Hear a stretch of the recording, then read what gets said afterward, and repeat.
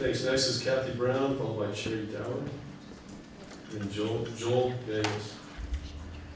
Good evening, councilors. I had some email correspondence with President Lewis last week following the Trump rally. And during that correspondence, I had requested that the city council consider a public recognition of the peacekeeping efforts that SWAP had made during the protest. In response, I received an email describing SWAP as a hate group, Javier Benavides as a madman, and as you can see, Councilor Lewis was really enjoying himself at the Trump rally, laughing hysterically as he claimed in the email he sent to me that Javier had scared everybody. Well, you didn't look scared, President Lewis, nor did the people around you. SWAP did not instigate that violence. SWAP was not in Anaheim. SWAP was not in San Diego. The instigator of that violence is Donald Trump and his hate speech and his bigotry. Now, he's come to the state with the highest Latino population in the country. Where were you guys? Why didn't you ask him? It might not be a good idea for you to come here. You know, you've incited our people. You know, you've angered people here. So SWAT organizes a peaceful protest. We need to know where every one of you Republicans stand. You owe it to your constituents in this state, in this city. Do you guys want a wall? You want that wall, President Lewis? Is that what you want? Is that what you want? Because if you're silent, like the governor and the mayor have been, you're participating in racism and bigotry. Therefore, I'm presenting this, since you refuse to do this. I have an award that I'm presenting tonight to SWAT. Next is Cherry Dower, followed by Joel Gallegos, followed by Brittany Turnbull. And Barbara Grothus also has something she would like to present to SWAT. You want to get me out of here? Get me out of here! Get her out! Get us out! Get me Get out! us out! That's what You're welcome Donald to Trump's stay, all actually. about! Get Stay her as out! long as you like. Next is Cherry Dower. Okay, before I start, I'd just like to say that I am aware that you moved the consideration of the solar bills, but I'm going to speak anyway. So, my name is Cherry Zer, and I'm 16 years old, and I've come here to speak about this very pressing issue. Global warming is perhaps the greatest challenge of our time, of my generation. Kids like me, and the young man who spoke earlier, will face this throughout our lives. It's not going away. It's a battle that we all must fight. In this battle, there are no sides. It is just humanity together working as one to overcome this great beast. Major leaders are working to tackle the issue before it becomes too big for us to handle, before our planet can only sustain a fraction of our current population, before it becomes barren and fragile, and before kids like me will no longer have a safe place to grow up and thrive. A major weapon in this battle is solar technology. It's come a long way, and it's now very cost-effective, allowing the industry to do remarkably well. According to the Solar Foundation, we've seen a 20% increase in employment since 2013, bringing the total to about 170,000 solar workers in the industry. Solar installations have gone up in value from $8.6 billion in 2011 to $13.7 billion in 2013. That's solar projects, sorry. The industry has the potential to be an economic powerhouse. So we have that incentive for Albuquerque to jump on the train, in addition to the moral imperative of keeping our planet clean and safe for future generations, especially those that will succeed mine.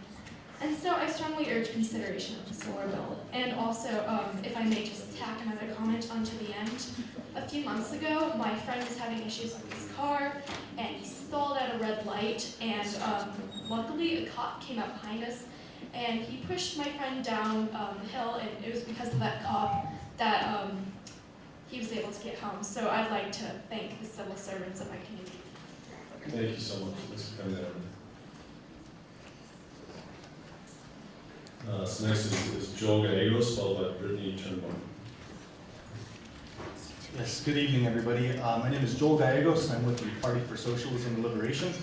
I'd like to point out that the young woman, the girl, really is actually 2 years older than the young man who will possibly face felony charges as an adult, going to adult prison with grown men, murderers, rapists, and the most vile people sometimes. And I think we should think about that really hard before we go ahead and throw this young man into prison. I'd like to begin with a quote. It is not enough for me to stand before you tonight and condemn riots. It would be morally irresponsible for me to do that without at the same time condemning the contingent, intolerable conditions that exist in our society. These conditions are the things that cause individuals to feel that they have no other alternative than to engage in violent rebellions to get attention. And I must say tonight that a riot is the language of the unheard. That is an excerpt from The Other America by Martin Luther King Jr. And I think it is morally irresponsible to condemn the actions of those. And I think it's important to put it into context. When we think about violence, people say violence, protesters are violent. Well, what's really violent is living in a situation where you have politicians who think it's okay to target you because you're Mexican, to target you because you happen to be Muslim. And it makes it okay for other people to engage in behavior that discriminates against you. It's violent to not be able to feed your kids. It's violent to have your loved ones die because they don't get adequate medical care. And it's violent when politicians advocate for these things, to take away medical care from people, to take away education from individuals. That's a violent life. And that's much more violent than the protests that happen.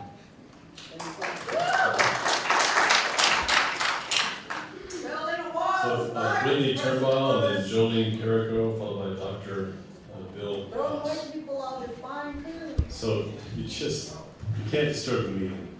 And, I was defending my land because Native American Indians are, this is our land. Matter of fact, all you white people are immigrants. When are you going to tell that truth? That flag's an immigrant. You guys don't even have the red, white, and blue. The Dakota people own that. No white person owns that flag. That's illegal. Throw that flag out. Ma'am, I'm very sorry that you're not able to speak here. I want to make sure you have your 2 minutes, and we'll start it right now. I appreciate it. Thank you. Hello again, counselors and Mr. President. I want to thank you for your time tonight. I'd like to talk about, actually, our fine opportunity to enhance the quality of APD by building a strong foundation from the ground up. Living here my entire life, I've had more experiences with APD than I can count on my fingers and toes. And when I needed them the most, I felt like a burden instead. It seems that the primary mission of the APD has been to search and prosecute instead of protect and serve. And I'd like to suggest some tactics that will instill community awareness over relentless prosecution. I understand we're low on officers right now, but we need to view this as an opportunity to build quality in these numbers. First, I'd like to suggest that we have a higher percentage of 2 officer vehicles over 1 officer manned vehicles. This will save time when they don't need to call for backup. And I can't help but notice how often 2 cop cars are policing a pulled over car, which seems like a waste of time for the second officer if it just had another car could fix it. I'd also like to suggest that qualifications to enter the police force start with a simple 2-year associate's degree, which includes classes like critical thinking, logical reasoning, philosophy, history, and even Spanish, so that officers can have an open and educated mind in each situation. Also, I think that requiring a certain amount of volunteer hours before officers can be considered for a promotion will give them incentive to be in the community while moving up in the ranks. Adding a weekly or bi-weekly physical training course could include martial arts and nonviolent takedowns will also help officers be comfortable with what they're capable of doing without weapons. And other team building courses can include skydiving, changing a bike tire, childbirth courses, or something like Zumba. While they seem off the wall, these courses will help APD be well-rounded in each situation and help them grow together by noticing each other's strengths and weaknesses. Thank you. Thanks. Next is Jolene Carrico, followed by Dr. Bill Kass. Hello, members of the council. Can you hear me? Okay. I'm not sure if this will show up on here. It's kind of blurry. I wanted to briefly go through some pictures of riots. I'm sorry, this just didn't come out as good as I thought it was going to kind of make my point and discuss the Trump event. Thank you all for letting me speak here tonight. I'm a member of the Party for Socialism and Liberation as well. So social upheaval rarely happens just to happen. Unless, of course, we're talking about riots which take place during sporting events across this great nation every year. The pictures I just showed you on the camera of the bus on fire, the cars on fire, those are all sporting events here. When the Broncos won one year, you know, on and on, sport, hockey, baseball, football, you name it. Costing hundreds of thousands of damages, which is the difference between, what is the difference between social upheaval during a political event or protest compared to that of a sporting event? It's how the media, politicians, and the community members talk about it. Often, violence or riots that occur at sporting events are often downplayed in terminology and concern, often citing those involved as rebellious rousers or rebel rousers. Kids just out having fun, the college kids that drank too much. We hear this on the news. When social upheaval occurs related to social issues, like we saw at the Trump event, or political protests, members are deemed as thugs, animals, savages. How we discuss these events are very important. The social upheaval, in this case, a cause of something much greater than the loss of a sporting game.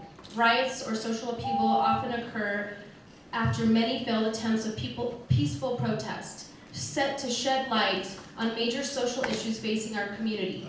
We need to view the recent actions at the Trump protest not as criminal, but for what they really are, legitimate political displays of anger due to systemic failure, racism, oppression, bigotry, sexism, I could go on and on. Historically, it wasn't until major upheaval, can you please stop?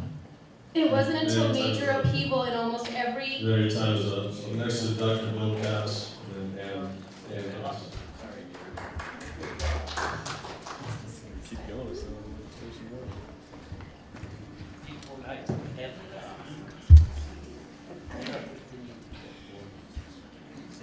Good evening, Council. Albuquerque City Government, which employs APD, is responsible for creating and setting public policy, including policy that guides the police. Public policy necessarily must include public input and consent, remembering that a basic tenet of democracy is consent of the governed.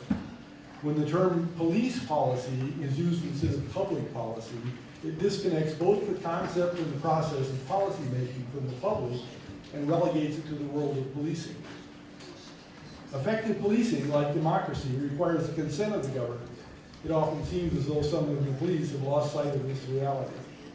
Without public trust, confidence, and respect, policing becomes impossible and in turn becomes violent. The reverse sting operation devised by APD, which targets drug addicts and the homeless and misuses police, that is to say public resources, is one example of such a disconnect. I've not read, heard, or seen any but negative comments about it. Yet this practice was defended by APD Chief Eaton, with Mayor Berry basically turning a blind eye.